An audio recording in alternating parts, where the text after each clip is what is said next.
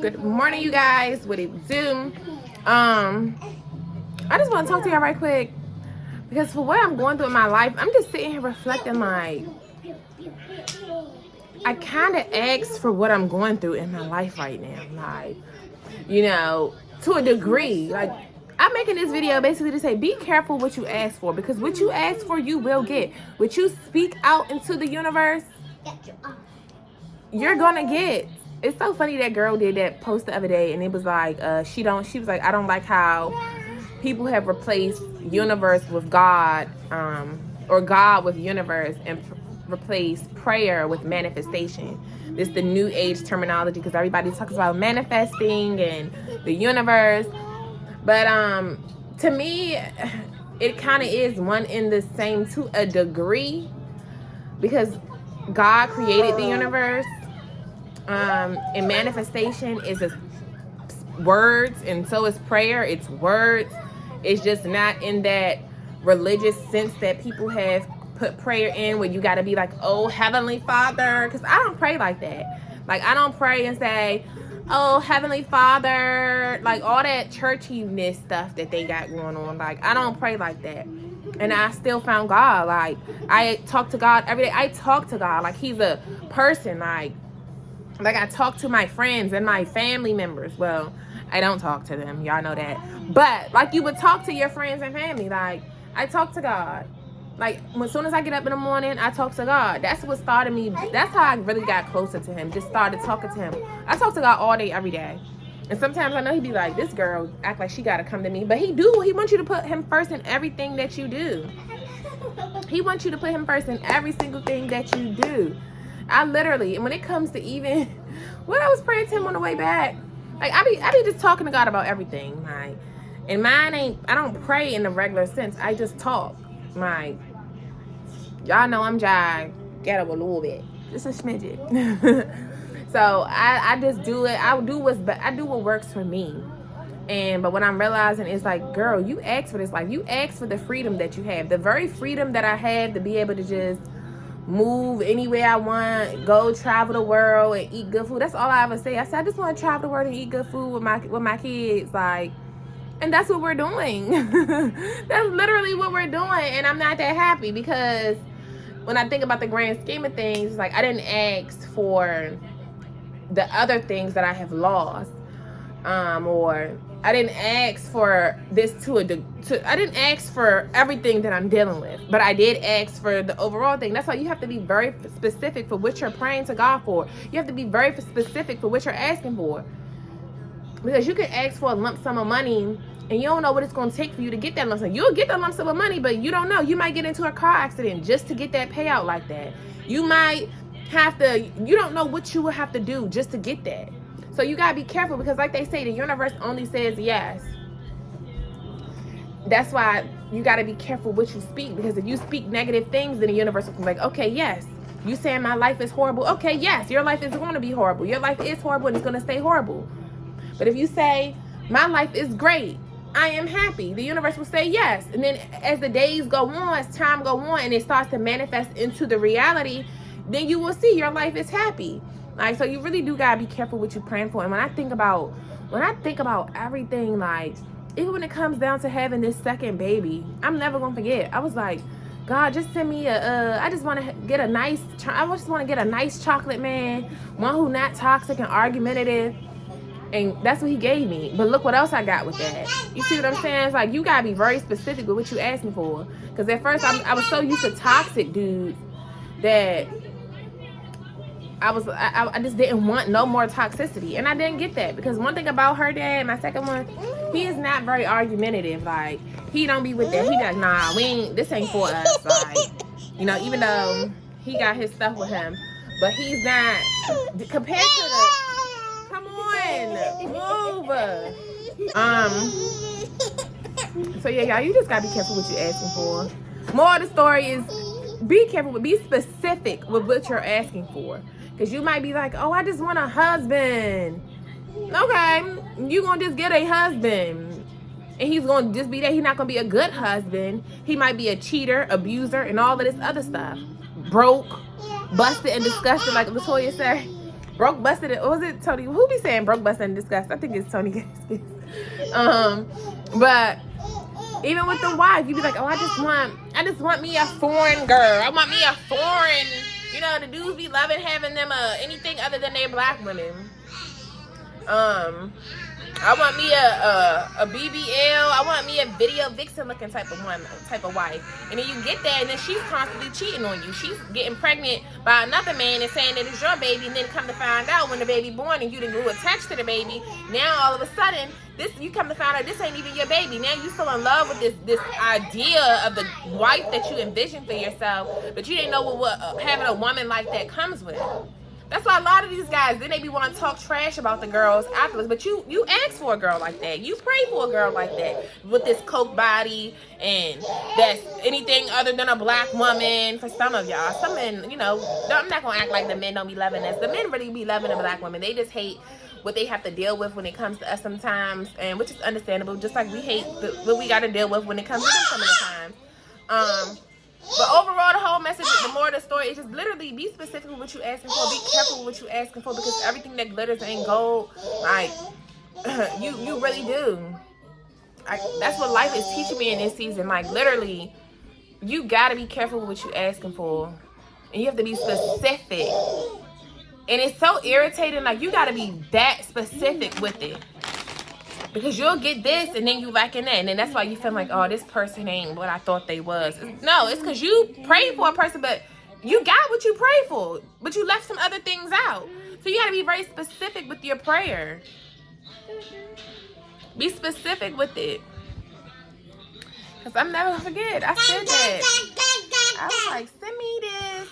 Because I know I got commitment issues. Like, I know how I am. I have very low tolerance for bullshit. Like, and that's just on some real stuff. Have very, very low tolerance. Like, I don't have time for all the shenanigans. And that's why sometimes, even still, as much as I be saying sometimes that I want a partner, it be sounding good, but in reality, I just be like, that's why I was just like, just give me my kids. I just want my kids before I turn 30. Like, that's all I kept saying. Like, I want 2 kids.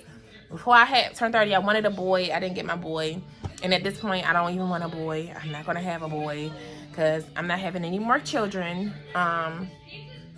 And I'm just happy with my girls, though. I like that I got somebody to live this life with. Like, my kids, we have so much fun together. It gets stressful sometimes because they're kids. And sometimes you still want an adult to be able to live life with and go through the struggles with, and the ups, the up times with, you want to celebrate with.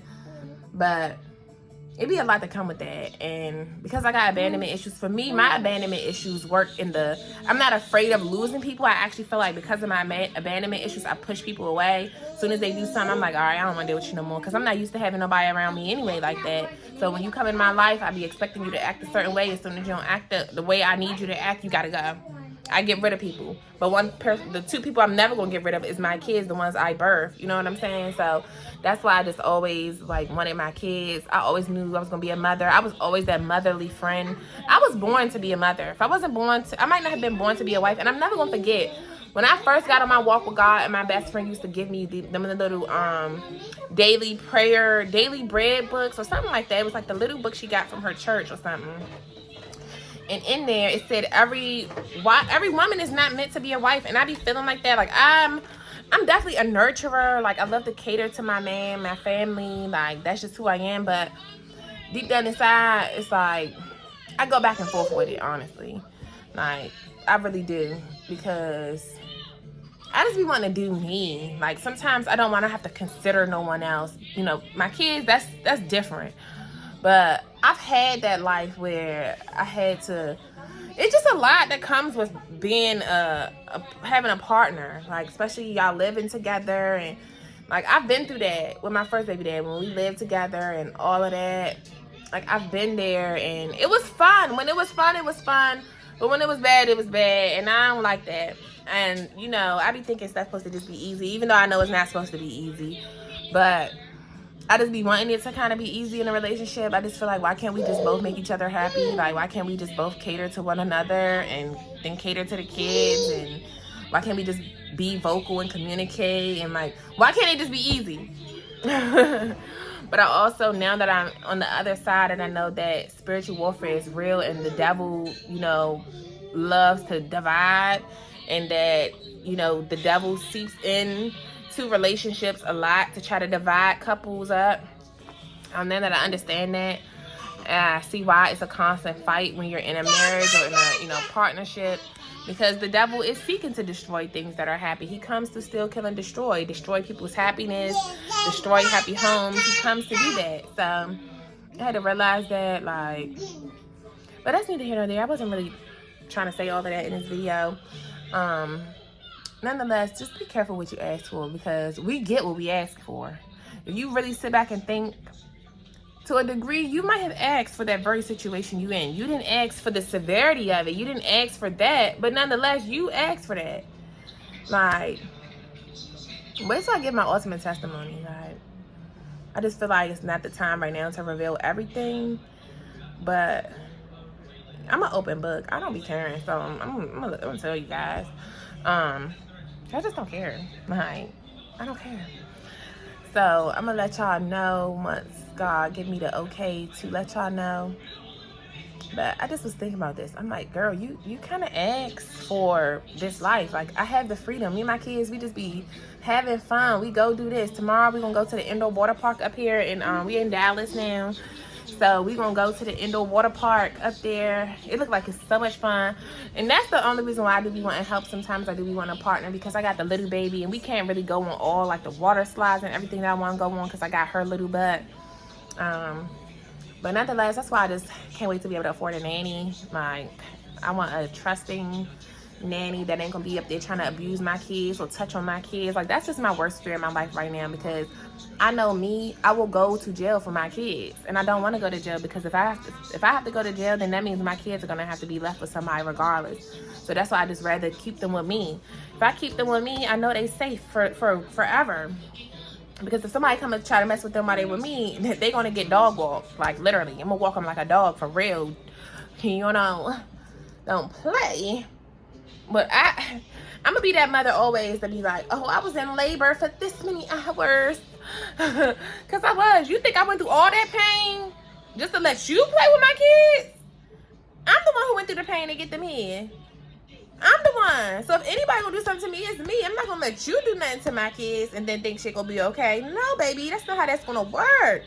I went through 36 hours of labor with my first one, 9 hours of labor for the second one.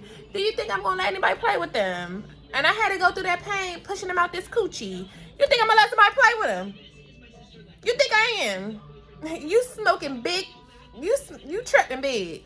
You tripping big? I'm trying to become a little bit more not so what's the word I'm looking for?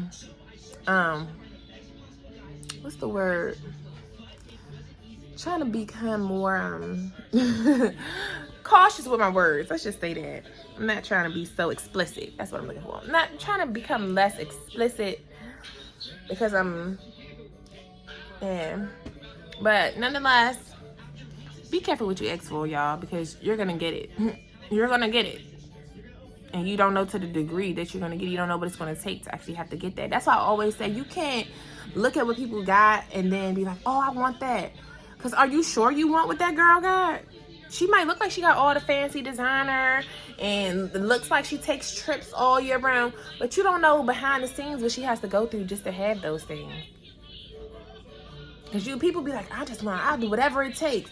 I'm never going to forget, before I got on my journey, before I moved from Maryland, I was telling God, I was like, man, I'll do whatever it takes, God. Long as I don't get in no accident, and long as my kids, I just want my kids to be safe and with me. Long as me and my kids stay 3 peas in a pod, like, I'm willing to do whatever. I'm willing to do whatever it takes to get to that next level. I'm not going to forget I said that to him. He said, okay, you sure? You sure? And then now that I'm on the journey, I'm up here sliding down the wall, crying out, talking about he hazing me and stuff. Like, girl, you asked for this.